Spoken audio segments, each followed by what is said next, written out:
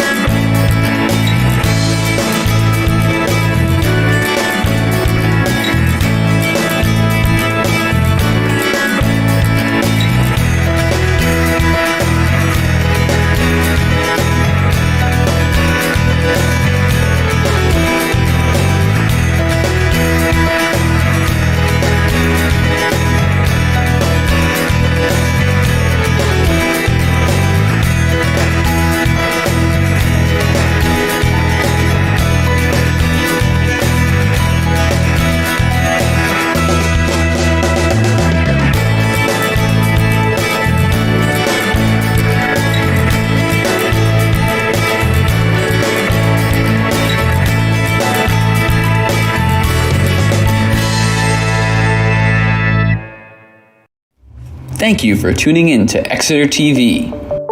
Exeter TV is the town's public and government access channels, available on Comcast channels 98 and 22. Channel 98 is your channel. If you have an idea for a program, want to host your own talk show, or submit a film, we're here to get your content on television. On Channel 22, we bring you live and replay coverage of government meetings and other town updates. A third channel, Blue Hawk Media, is operated by SAU 16 and can be found on Channel 13, with all your school sports, events, and meetings. You can watch Exeter TV online at exeternh.tv, Apple TV, and on Roku. Find us on social media for extra content. Subscribe to our YouTube channel and hit the bell to get notified about live streams and new content. Tune in to our platforms every other Friday to watch the Exeter Bi-Weekly Report with recaps of recent events, updates from town departments, and messages from nonprofits in your area. If you head to our website, exeternh.tv, we invite you to sign up to our newsletter to receive monthly updates about new content, upcoming meetings, and more. We'd like to thank you for taking the time to watch Exeter TV and hope that you tune in to our other content as well.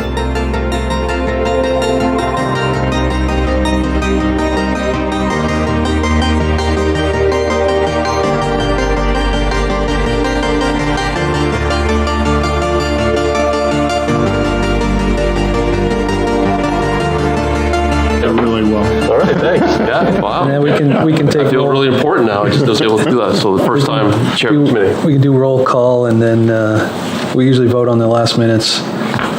So let's do that. So roll call. So introductions, Dan. Dan Chartrand, Select Board Rep to the Facilities Committee. Can swear him in if we need to. If you got a Bible. Chris Weeks here. Mark Layden here.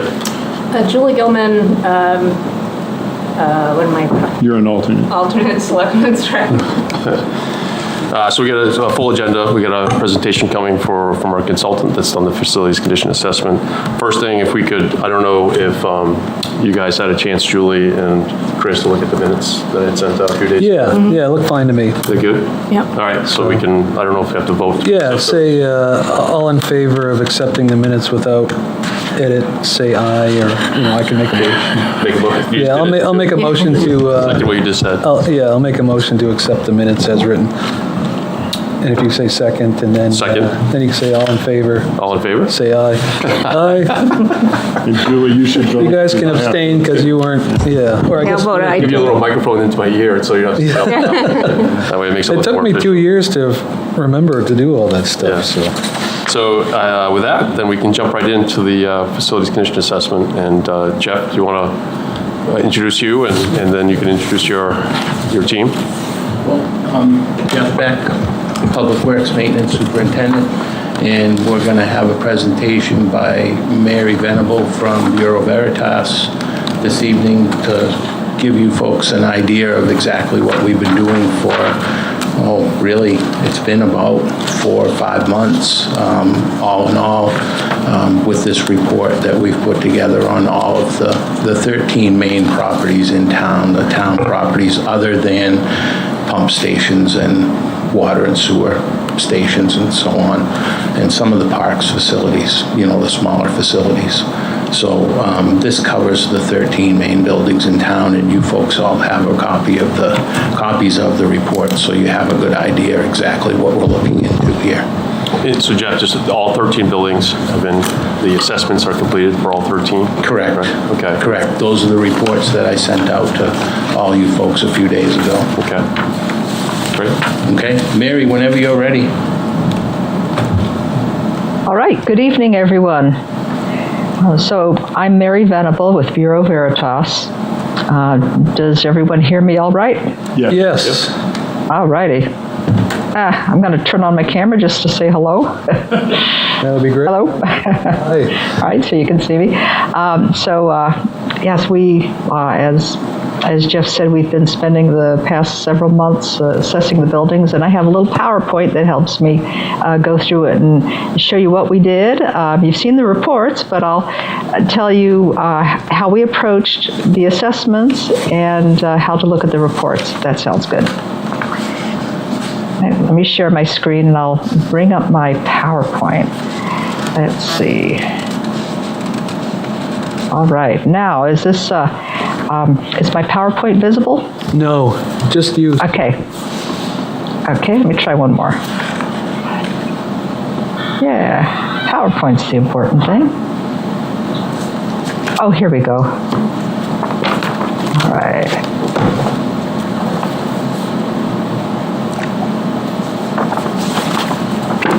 Now, here we go. Yes, we can see it. All right, great. Bureau Veritas. Let's see.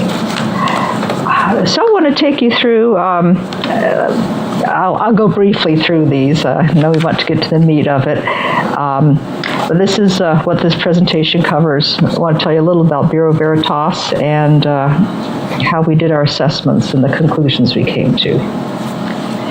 Bureau Veritas is an international company, in case you're not familiar with us, been around forever, and our North America Buildings and Infrastructure Department is based out of Baltimore, and we have people all over the country. I'm actually based in Las Vegas. Okay. And this is just a few of the kinds of assessments we do for clients. So the work we did for you is we looked at those 13 buildings, we identified short-term and long-term needs, and we put it all in our database, which is available to you for your use, and there's a lot of functionality in that.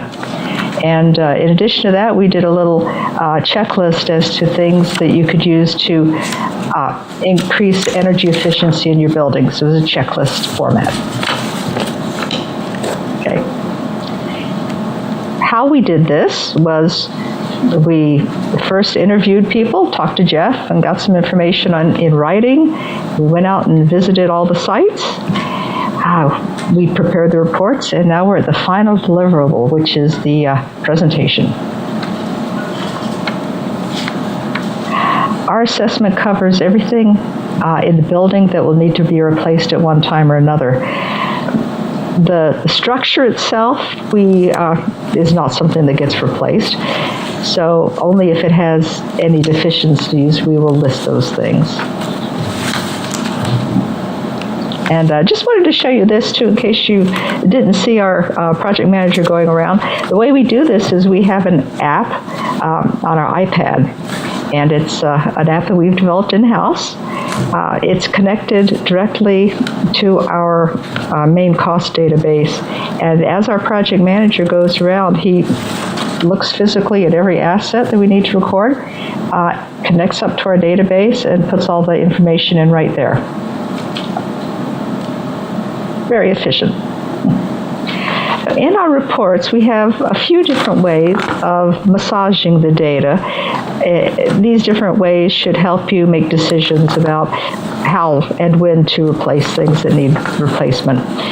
So the first thing we have is a condition rating, and as you look through those reports, you'll see that most things are in fair condition. That covers a lot of things. About 80% of the assets in a building will come out in fair condition.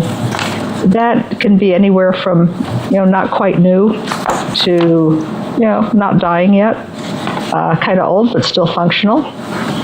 Anything else that has either ceased functioning or is about to die is either in poor or failed condition.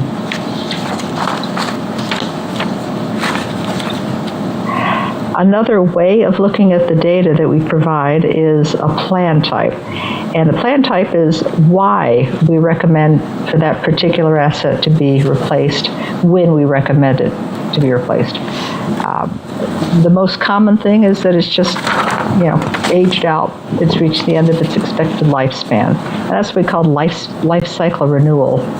That's in the donut chart to the right, you'll see that's the gray portion. And that's the most common reason that things need to be replaced. But there are other reasons. Accessibility is important. Safety is the most important reason that something may need to be replaced. So these all, yes. You're fading out audibly here.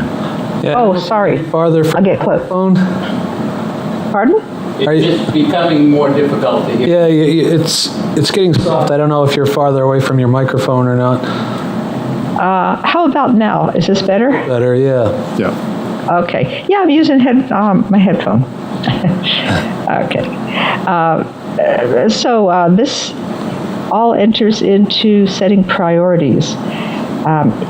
Within our database, we have an app that helps you set priorities and lets you look at several different facets of each asset. You can look at every asset within your whole portfolio and set a priority through a formula from 0 to 100 to show which one has to be replaced the soonest.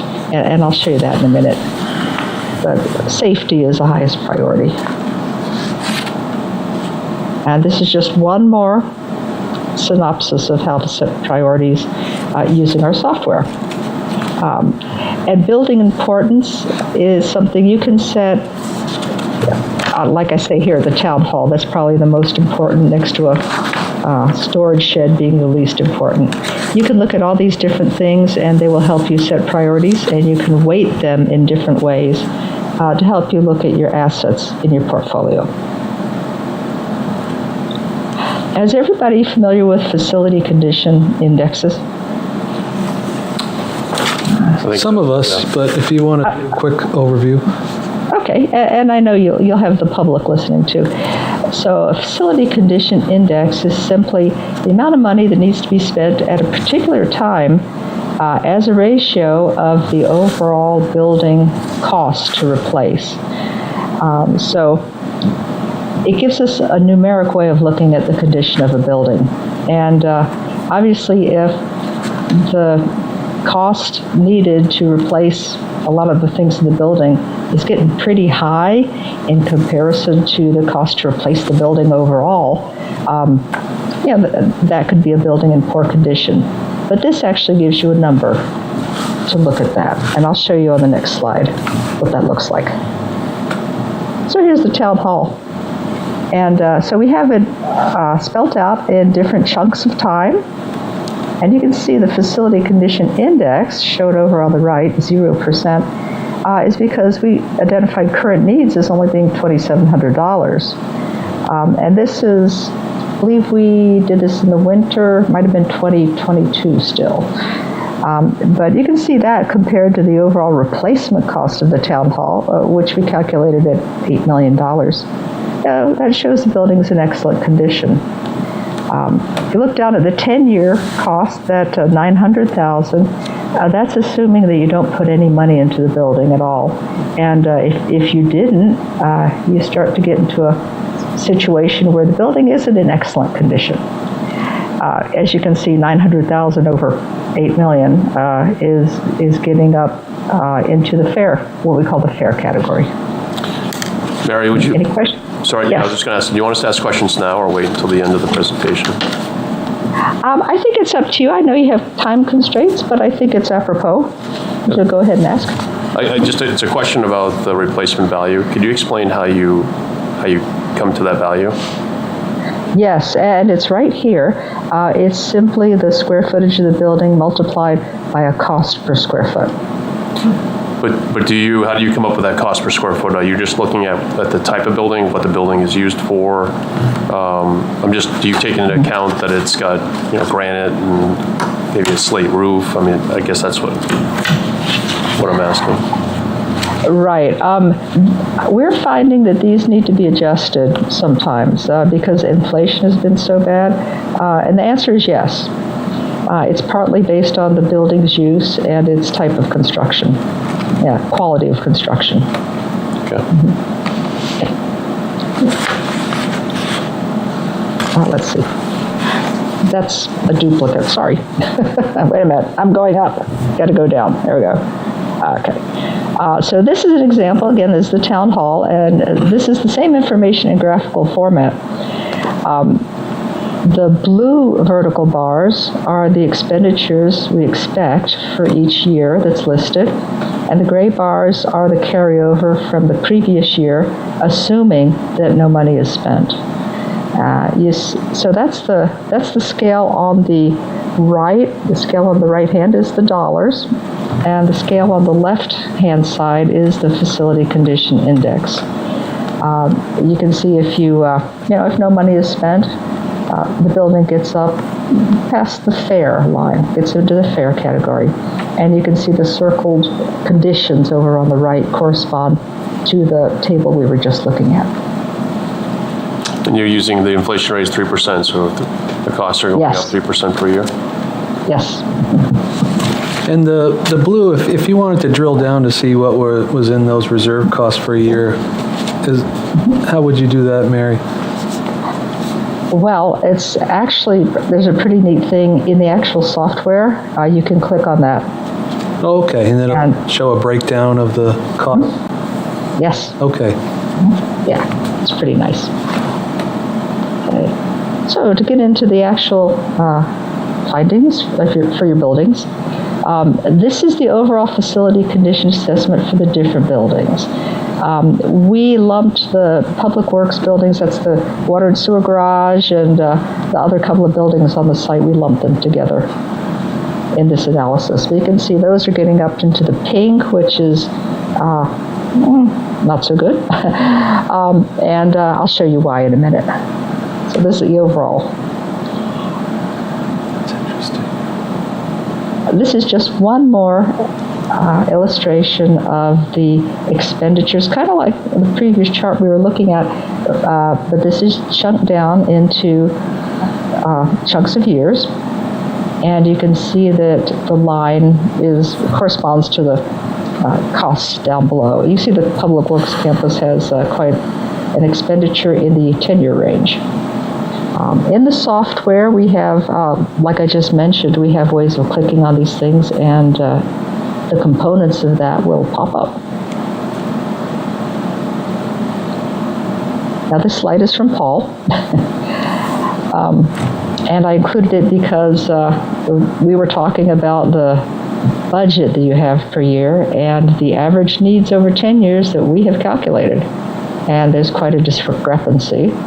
Hopefully our report will help you look at how to close that gap and look at how to prioritize repairs based on the money available.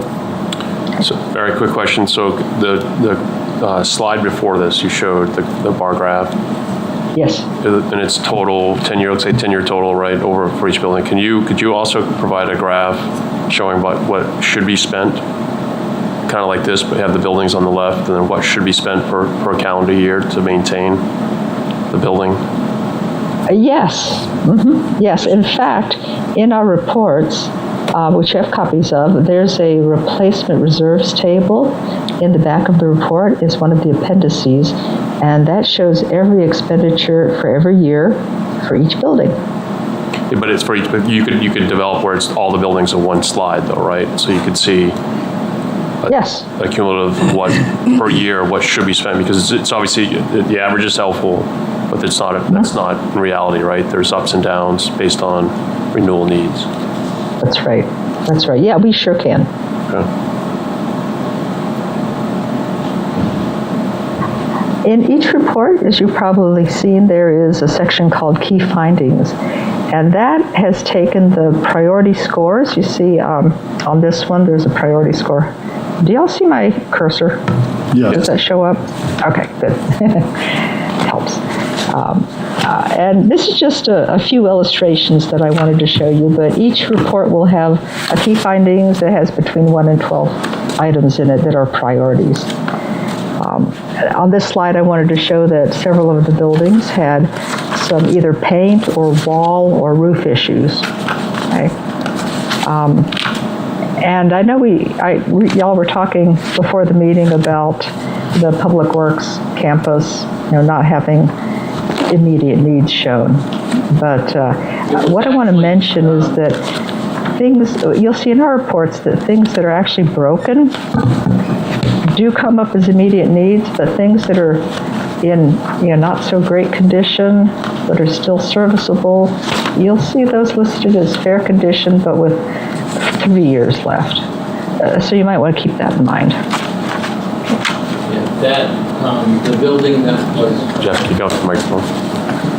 The building that was mentioned earlier, Mary, when we started the discussion, or just before, was the public safety complex. And that was a question that I was going to ask you to, and I think you probably just answered it if everybody got that. You know, you look at these reports and the report says that the building is okay. Well, it's okay, but that doesn't mean it has no needs or no money should be spent on it at this time, as long as everybody understands that. The building is in serviceable condition. It doesn't take into account the wear and tear of the overcrowding within the building and its current usage.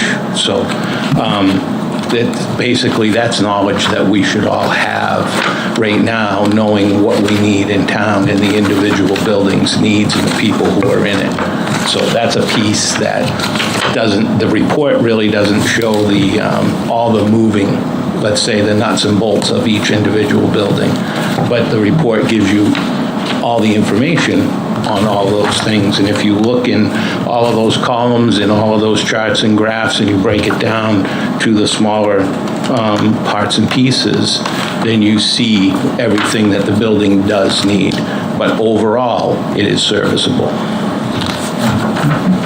Right, and functionality, needs for different spaces is something that our report won't show. Like if you have insufficient space, yeah, our report doesn't show that. It shows the as-is condition. Also, if you have something like a dented overhead door that still works, we would not show that as an immediate need.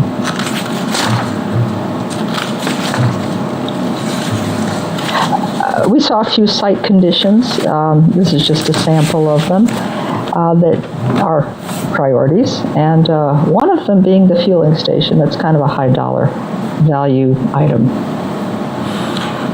Sorry, Mary, just another follow-up question. When you're listing cost estimates here, like the fuel station, 358, 800. So how do you come up with the cost estimates? And do you use, if Jeff has real estimates, can you include those in your database?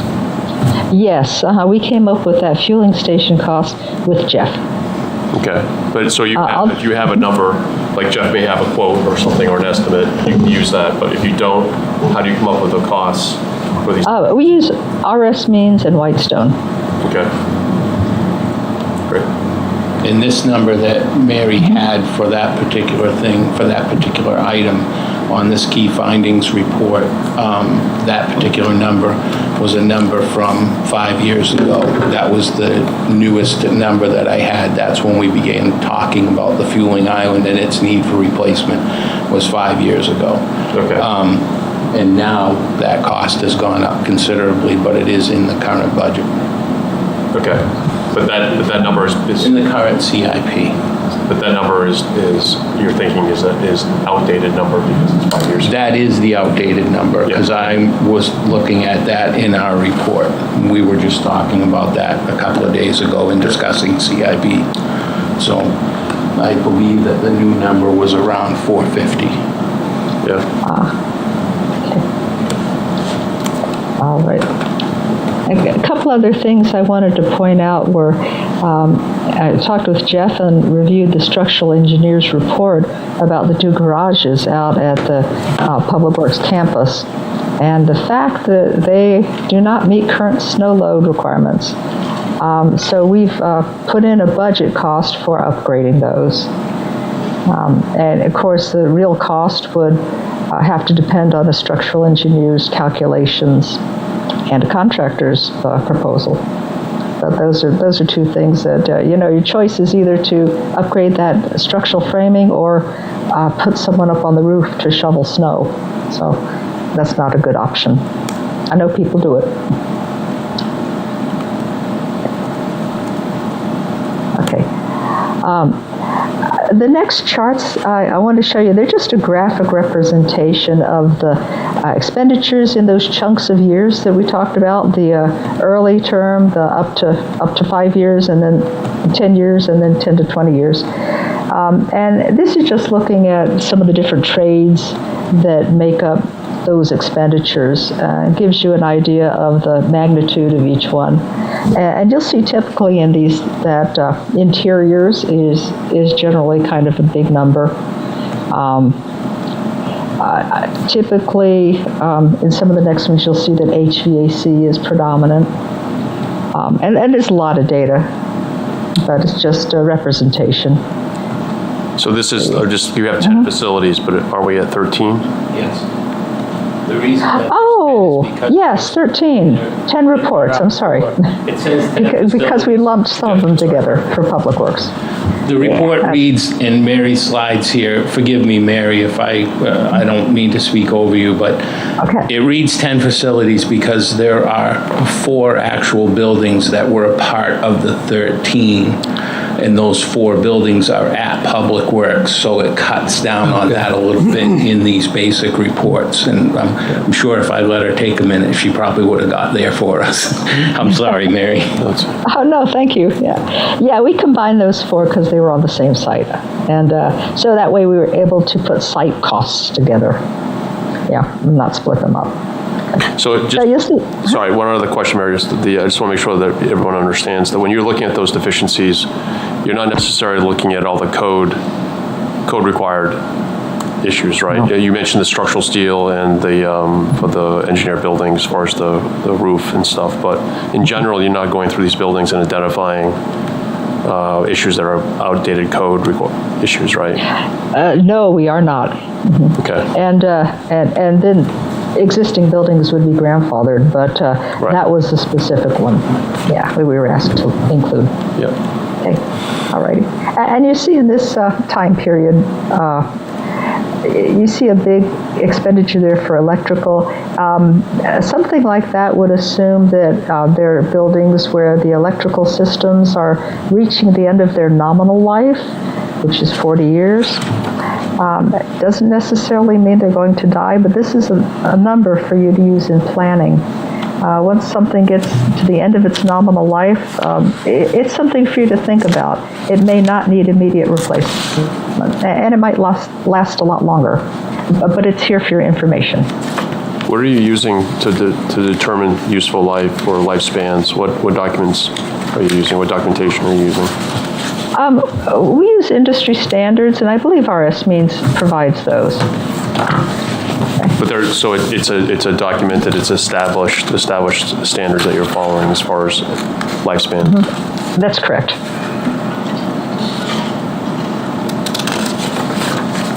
And same thing in this one. You see this one's predominated by interiors, which tends to happen after that time period because the interiors generally, have a shorter lifespan.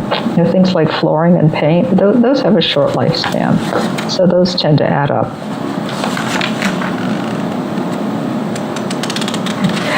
And I wanted to run through the town hall just to give you a little idea of when you look at the reports, where you will find all this information. This is actually a screenshot out of our software. So that's our introductory overview of the town hall. There's the FCI that we spoke about previously. And this table, this is actually the data that populates some of the previous charts I showed you. This goes by trade. It's called the System Expenditure Forecast. And in the software, when this appears, every one of those cells is clickable. And this is where I was talking about where you can click on those and it will open up and tell you what are the components of that cost. Now, this is a very nice thing to use when you're live with the app.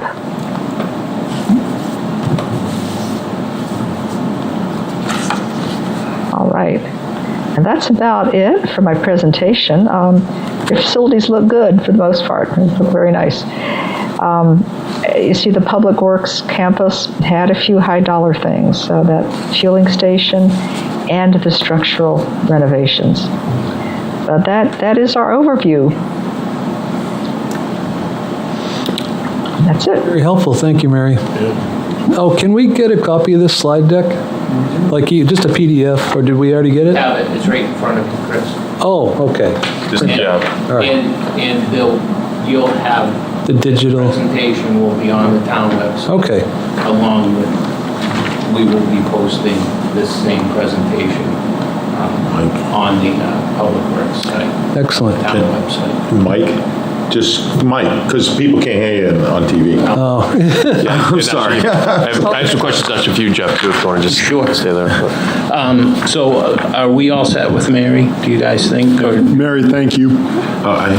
You're welcome. Thank you for having me. I had a question for her. Dave's, Sure, Yes. Dave, Go ahead, go Dave. ahead. Can I, yeah, I just want to confirm something, because some of the reports have, like, the one you highlighted, Town Hall, has the, key findings and priorities, and they're all listed, and then it has those, like, circle expenditures by trade, and some of them don't. Is that because they don't have any immediate needs?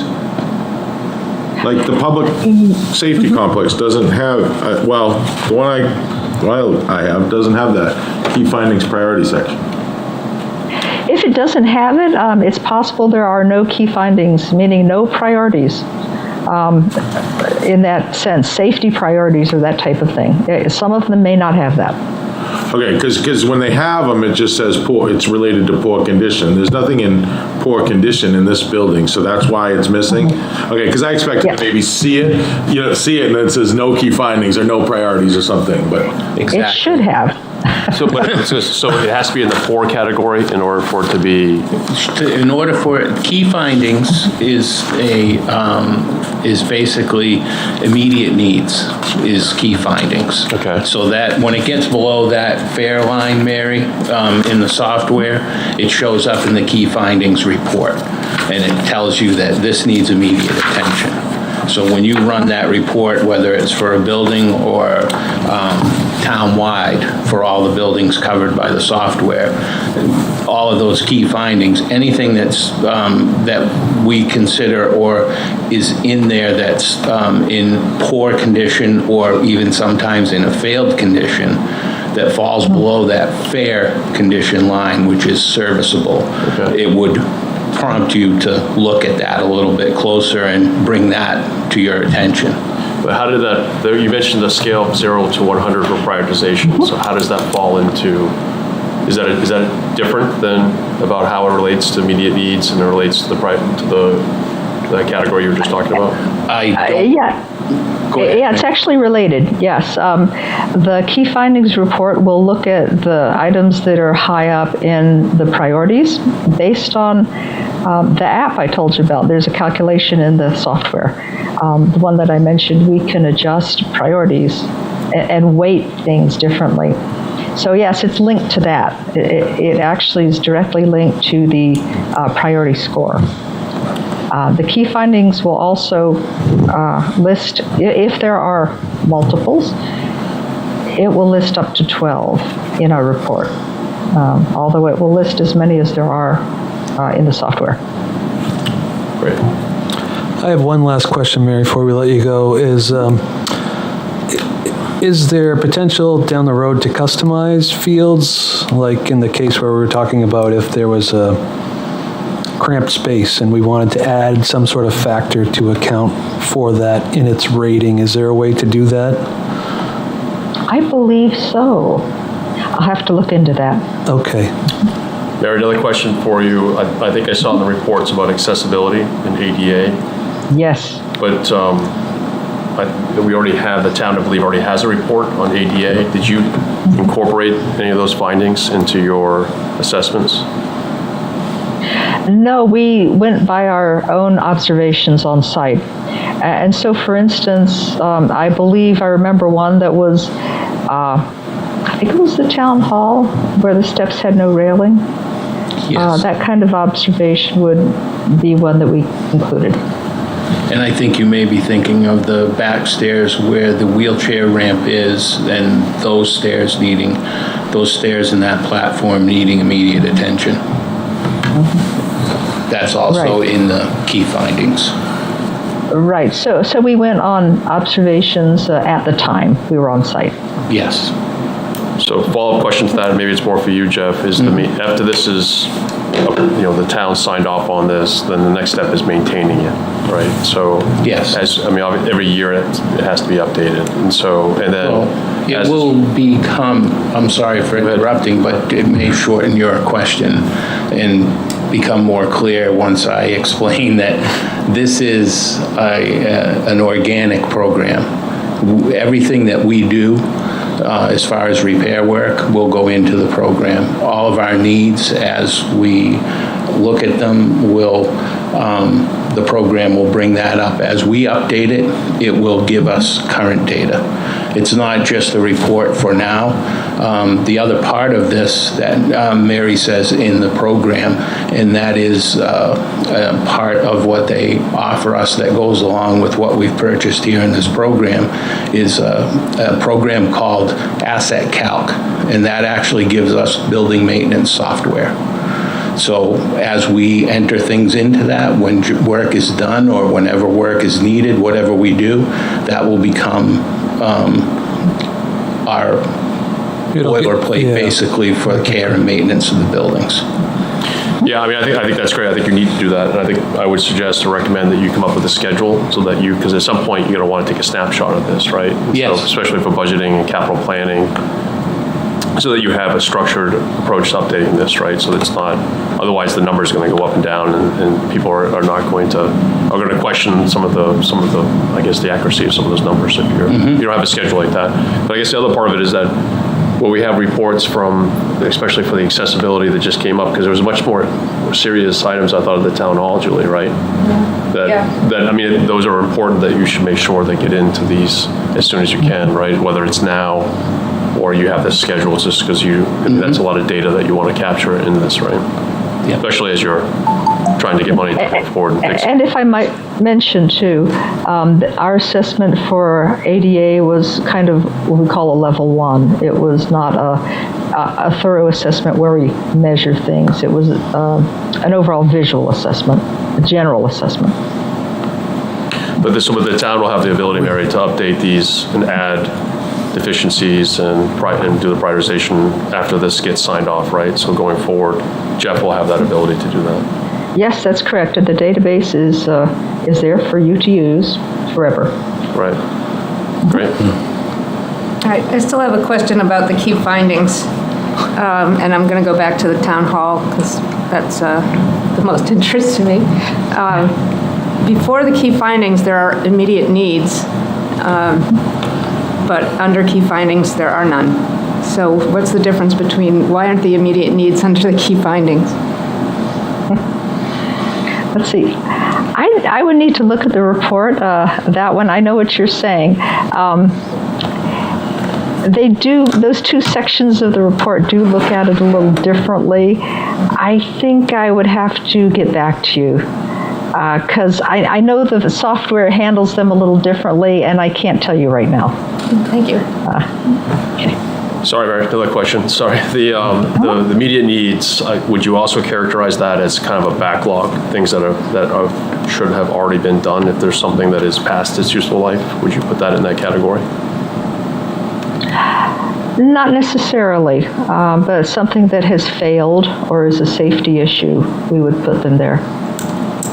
But if you had something that is, say, the heating system is past the documented life, say it's at 30 years when it should only be at 20, where would you put that renewal need? What category would you put that in? Something like that is old but functional. We generally will say it's in fair condition because we don't want to say it's failed unless it's obviously failing. We would say that that's fair but needs to be replaced pretty soon, which in our case we will call that 3 years. Okay. Thank you. Chris? All set with Mary. Thank you very much. Well, thank you. You're in Las Vegas, is it? Yes. It's 4 o'clock here, 4:15. You're probably getting close to dinner time, so. Still probably 120 degrees. You know, it's been beautiful here since that hurricane passed through California. Oh, wow. Good. 105 degrees. Probably. Yeah. Yeah, right. Right. Okay, well, Yeah, sure. It's like an oven. Sure. Thanks, All Mary. right, thank you, Well, Mary. Thank you very much, Thank you very Mary. much. All right, take care. Have a good evening. You too. Thank Bye-bye. you. Bye-bye. So, Jeff, I don't know if there's anything else you want to present on this, or I got a couple questions for you if you. Sure. Same Go ahead. here. What was the thing with the building maintenance? There's a module for this? I thought you called it like building asset or something. Oh, it's Asset Calc. Asset That's Calc, the name okay. of the maintenance software program that it goes along with the report that was done. And we have that. That's ours forever, and Yep. it is a working program. There's no cost to maintain it from us to them. Yep. It's just we own that software now. We need to do training on that. That training comes with the monies that we've already spent on this. So we will be talking with Mary in the very near future and working out the training on that and getting up to date on the software and how we're going to apply that software. So how's that going to work with the PeopleSoft maintenance ticketing system? Well, we're the People, which is now not People anymore, it's Schneider GIS. The company was bought out, was sold. So it's no longer People, it's Schneider GIS. But we're still using that software for fleet. It is not, we're not using the building software across the board in town. Okay. We will be using the Asset Calc because it seems daunting to get into it, but it is easy to manipulate and it's more inclusive than what GIS offers. So it's a better tool. I think it's a better tool, and we just have the basic right now. There are a lot of other things that the programming can do for us if we want to do that. And there is an added cost to those things, say barcoding equipment is a good example of that. If we wanted to barcode all of our equipment so that anytime it gets touched, we can take, and if we had a technician go in and look at something, or even if it was just any one of our guys go in to look at something, somebody says there's a problem, the furnace is making a noise or it's not working properly, say in this building where there's 2 boilers. Boiler 1 is not working properly, they can go in and take a picture, read that barcode. Boiler 1, I was here today, I did this work on this boiler, or we found this problem and have called a technician in to service that. So Asset Calc is it's a computerized maintenance management system. Exactly, So, that's yeah. exactly what it is. So you'll do preventive maintenance, you'll be able to do that, but also work orders so people can put in. We're not sure about the work orders.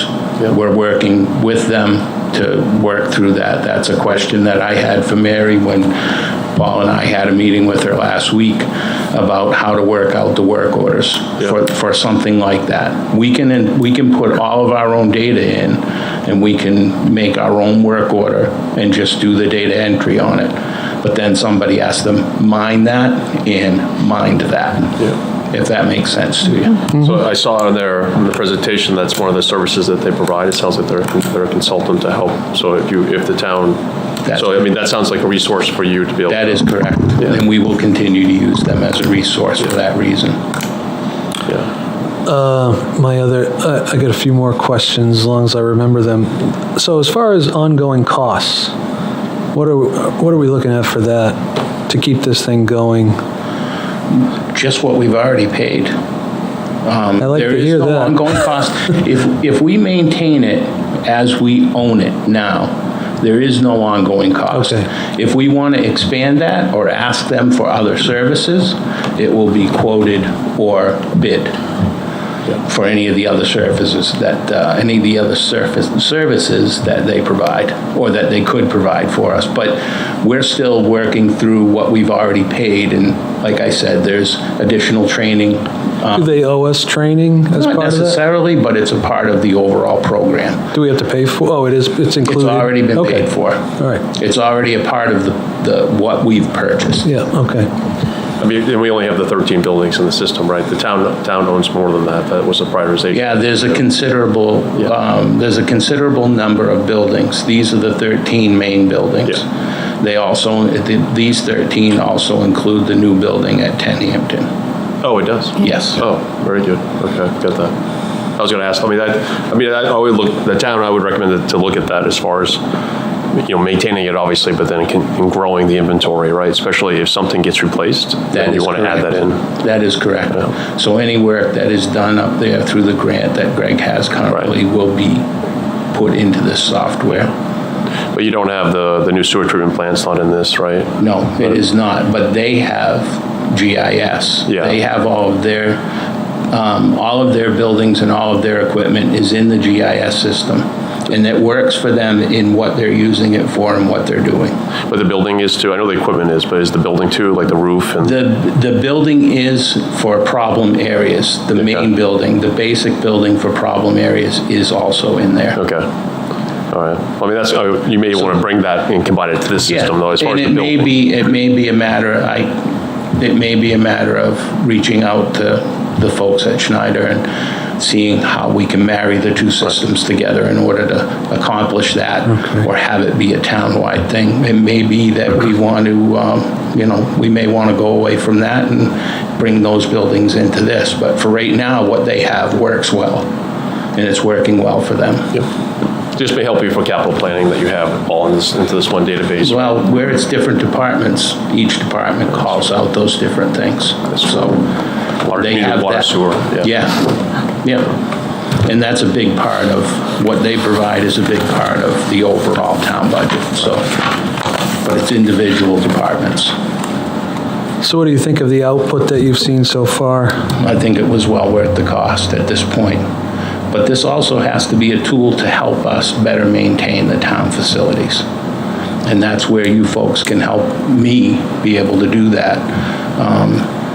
Possibly with even just having this meeting tonight, to be able to inform you folks and everybody else that watches it what all of the building needs are here in town. And the funding.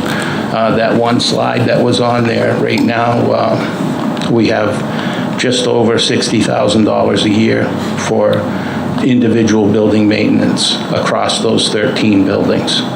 63,000 for building maintenance and another 100,000. Right, we had about a $600,000 shortfall in what we should be spending. That is exactly what it is. And I certainly wouldn't propose that, we need $1 million for next year to get on all these projects, but we may want to look at growing that maintenance projects budget incrementally over the next several years until we get out to that line item where we can do more and have all of our buildings be in better overall condition. The analogy for that is how we slowly ramped up our paving budget over time. Exactly. About 10 years ago. Yeah. And got to a level where we could start to really maintain our pavement. Exactly. And it's that kind of program that I think on the select board and with the budget recommendation committee, we need to start to get that. Like, here's where we are, here's where we need to get, how do we get there in a rational financial way? So I hear you loud and clear, and I noted that gap. And once we get into using this program, it may spell it all out real easy for everybody to understand where the crying needs are or where the big deficiencies are. So this is, like I said before, this is like a growing thing. We're just on the first step of this. We need to allow this to work for us, but we'll only get out of it what we put into it.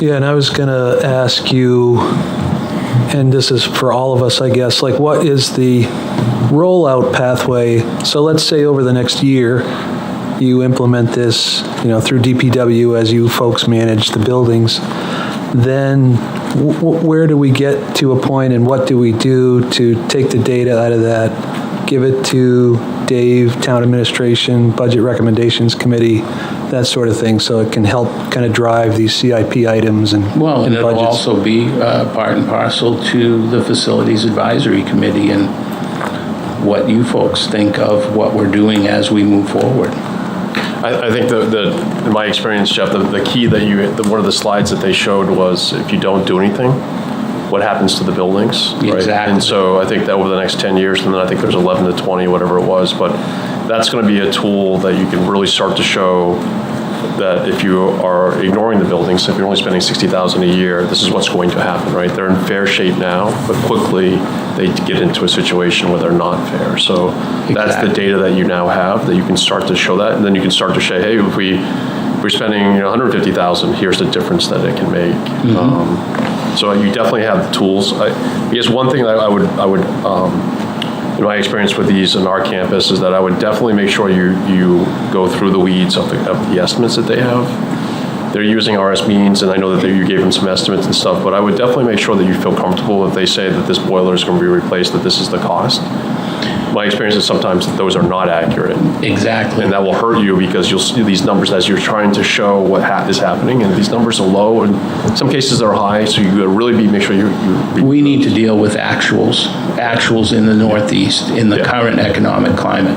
Right. And I think what Mark is trying to say is it'll hurt us politically as we drive towards this if it's not accurate. Because the thing that's going to grind away on the voters, who are ultimately going to decide all this, right, is inaccurate estimates. And all of a sudden it's jumped higher. We've seen that a little bit with the siphon project. Well, and we've managed to make the case for it. But you want to be very accurate. And I affirm Mark in that. Yeah, I think so. Correct. I think it also. It's really hard to. But part of this that I think I forgot to ask this to the question to Mary, but when they're looking at those numbers, they're looking at this is the boiler replacement and it's 1-for-1, right? But they're not taking into account that you may have to do it. You may need a designer, an engineer to come in and help you with this. You may get into asbestos removal, may get into piping. You know what I mean? So those are the things that as you should look at this and make sure if there's some qualifications for those numbers that they're identified because this will become public and people will say, well, you said that building only needed $250,000, and when that project comes up to CIP and they say it's $500,000 because of asbestos abatement, because of phasing that you have to do. Those are things that's what my experience is that it's hurt us on those numbers. So just a cautionary note. Oh, absolutely. We were already there. Yeah. When we first looked at the drafts of these, we already discussed several projects that they pointed out that the funding was way off.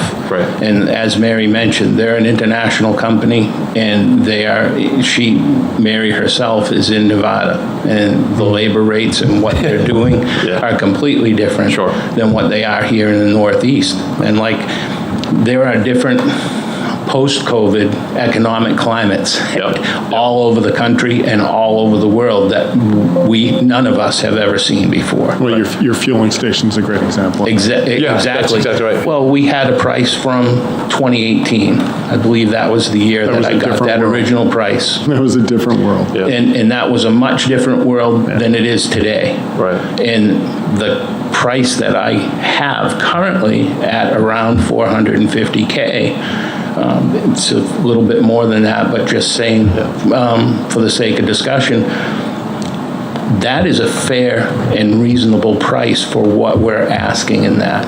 Right. There's a lot of reclamation that goes along with that. There is a lot of material disposal that goes along with that. And there's a lot of new equipment.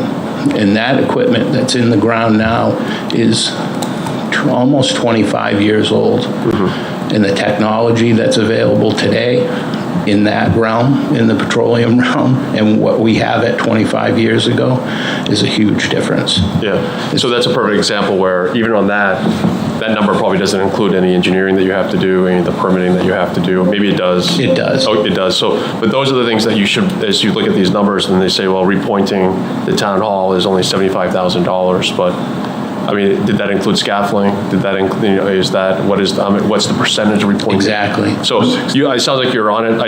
In my experience that we've really had to scrub those numbers hard because when someone's picking it out of a catalog, they tend to forget things and then when these numbers get published, people grab onto those and we'll use them. We haven't lost sight of that. Yeah, RS means they're trying to do regional pricing in RS means, so I mean, they're trying to make some considerations for that. I'm just not sure how often it catches up to current market conditions, so. But even that, though, RS means is typically used on larger projects, Yeah. right? So So you get a scale, efficiency scale, yeah. That replacement cost of $450 a square foot for the town hall is, You can't build a house from. no, it's pretty laughable. So, but that doesn't, but that would just mean that, so instead of whatever the 7 million, it's probably 15 or 20 million. Yeah. Which actually would make that FCI look even better. Yeah. But those are just things, so I'm just bringing up things from my experience that we flagged and had to scrub, and it sounds like you're already on it. We're already on it, and Paul has already pointed out a lot of that. We've already looked into a lot of it. We've already had this discussion with Mary. And as you update it, those are the things that you can go in and say, hey, we have a better idea now of the scope. If I understand correctly the way that the program works, once we start putting in labor rates and job costs across the board, it should start giving us more actual numbers rather than projected numbers. That's great. And it should continue to grow in that direction. Yeah, I don't want to cast aspersions on what we have, at least as a start. And like Mark says, we just have to be diligent about policing those. But otherwise, I really liked what I saw from this. I think I agree. I think it was a good use of the money that we spent on it. So, right now I'm very positive on that. Yeah, I'd just like to thank Jeff and Paul for all the work that's taken this tremendous amount of work to get to this point. So, and Dave Sharples. Dave, too. Yeah, so thank you for everything. We had hoped that we'd get to this point when we first started this a couple of years ago, and that's true. That our whole charter was based on this. So now that you guys have done it, we're out of here. So. Yeah, so we can. Good night. No. We need political leadership. But thank you, Jeff and Paul. I mean, it's been and for you to listen to you, buy into it, and really like it, and want to take this. It's really good. I think it's a good tool. Yeah, I think it's a good tool, and I think it'll be helpful. But like you said, it's only as good as what you put into it. Exactly. So, and I've been where it's been put on a shelf, and it's not good. It's not worth it 2 years afterwards. So, correct. Thank you for recognizing that you have to put more. It's dynamic, like you said, organic, like you said. So, it's good. Thank you. Thanks. Anyone else? Did anyone else have any questions? Julie, were you? No. Yeah. Hi, Paul Velosich, interim town engineer, public works director. I'll just give you a little bit of my thoughts on what we just saw. And as town engineer, I stayed out of some of this stuff, but as interim public works director, I needed to get involved. And there's a couple takeaway points. There was a slide up there for facilities condition assessments in the CIP. I've pulled that out because this is our first conversation that we've had on this. So instead of asking for a CIP project without this discussion was premature. So that's not going to be in the CIP as of right now.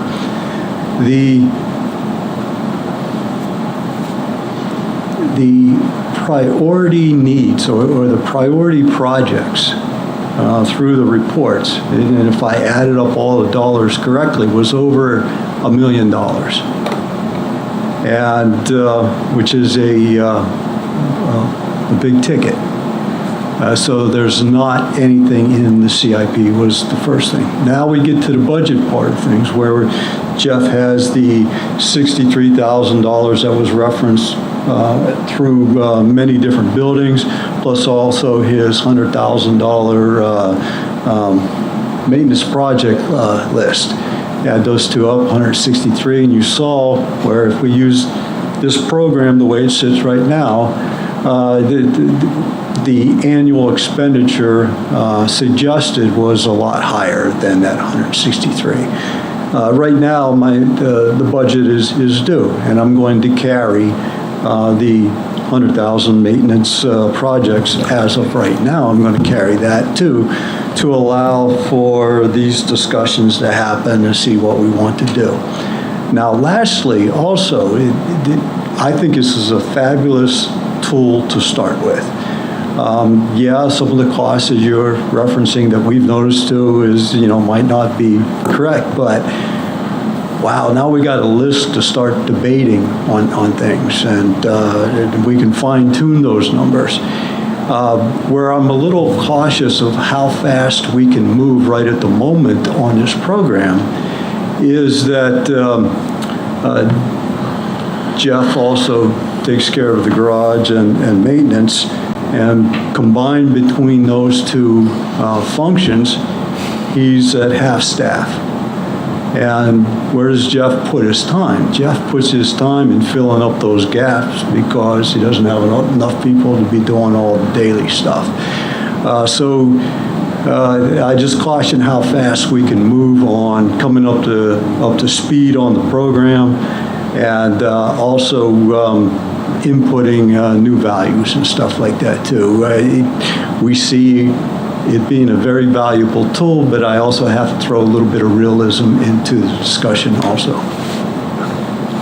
And that's, I think, what I wanted. Those were my take-home points. Oh, one more.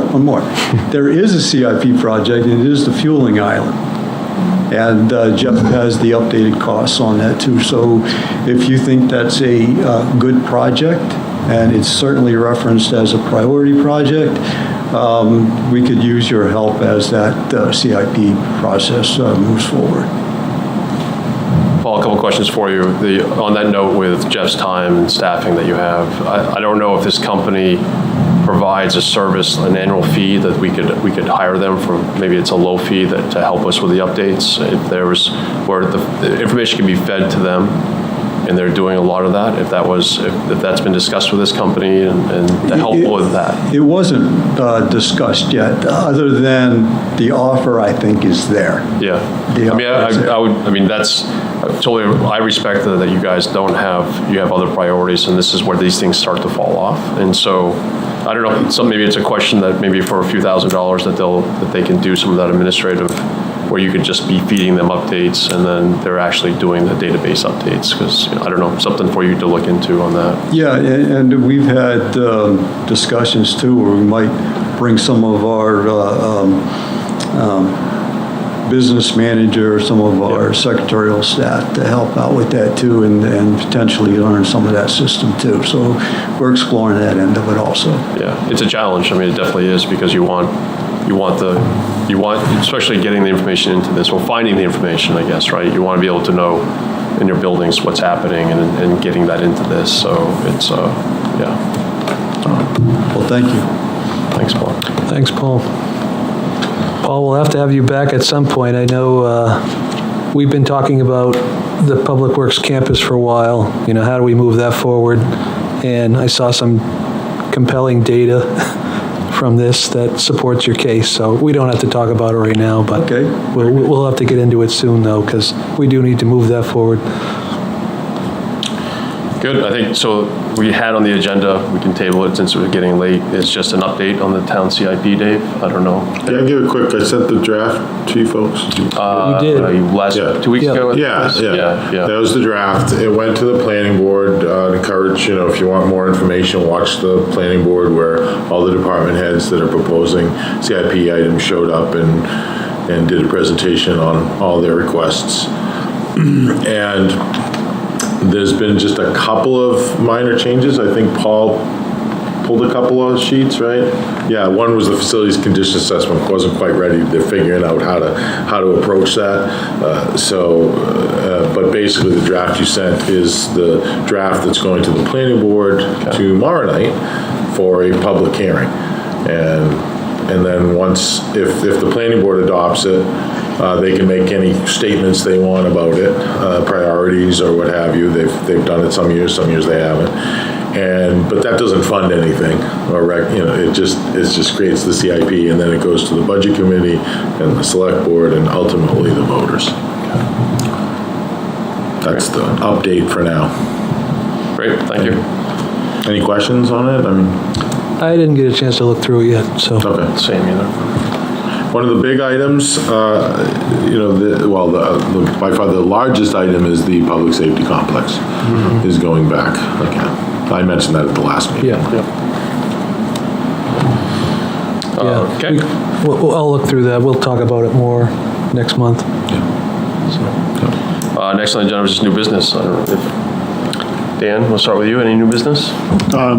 Just that you're now up to speed on the fact that Julie stepped back to an alternate spot because of her work in the legislature and feeling like she could use a different person on the lead here. But I would feel very strongly that with your background and your professional background, anytime you want to be here as well as me, I would welcome that. You just keep me in the loop with any documents though. Keep you copied on the emails and stuff like But that. I want to be clear, I would love to have you here. Wow. So if you have availability. I'll figure that one out there. But we should keep our correspondence as far as agenda topics and stuff. It should go to both of us. Both of you, Because yeah. Julie is the alternate. Yeah, okay. And I'm the lead on it now. But again, I would, your experience, Julie, is priceless. So Thank you. please be here when you come. You have much more background in this than I do. Chris? I have no new business. Same here. Julie? Nope, not since the last meeting. Good. Okay, motion to adjourn, I'll propose. Second? All in favor? Aye. Aye. All right, thank you. Do I have to the gavel? Yep, you gotta hit the gavel. Meeting adjourned. Thank you. All right.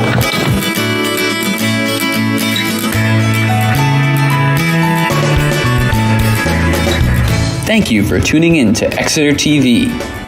Exeter TV is the town's public and government access channels, available on Comcast channels 98 and 22. Channel 98 is your channel. If you have an idea for a program, want to host your own talk show, or submit a film, we're here to get your content on television. On Channel 22, we bring you live and replay coverage of government meetings and other town updates. A third channel, Blue Hawk Media, is operated by SAU 16 and can be found on Channel 13, with all your school sports, events, and meetings. You can watch Exeter TV online at exeternh.tv, Apple TV, and on Roku. Find us on social media for extra content. Subscribe to our YouTube channel and hit the bell to get notified about live streams and new content. Tune in to our platforms every other Friday to watch the Exeter Biweekly Report, with recaps of recent events, updates from town departments, and messages from nonprofits in your area. If you head to our website, exeternh.tv, we invite you to sign up to our newsletter to receive monthly updates about new content, upcoming meetings, and more. We'd like to thank you for taking the time to watch Exeter TV and hope that you tune in to our other content as well.